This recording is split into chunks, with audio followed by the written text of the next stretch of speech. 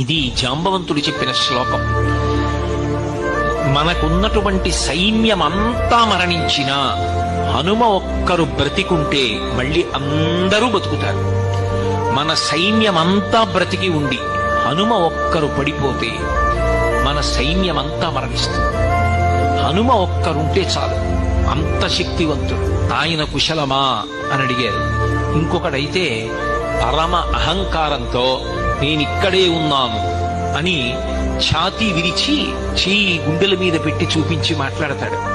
హనుమ వంగి జాంబవంతుని యొక్క పాదములు పట్టి నమస్కరించి, తాత హనుమ నిన్ను కుశలమడుగుచున్నాడు.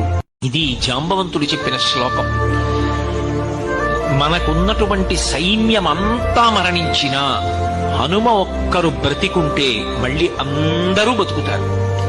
మన సైన్యమంతా బ్రతికి ఉండి హనుమ ఒక్కరు పడిపోతే మన సైన్యమంతా మరణిస్తుంది. హనుమ ఒక్కరుంటే చాలు, అంత శక్తివంతుడు. ఆయన కుశలమా అని అడిగారు. ఇంకొకడైతే పరమ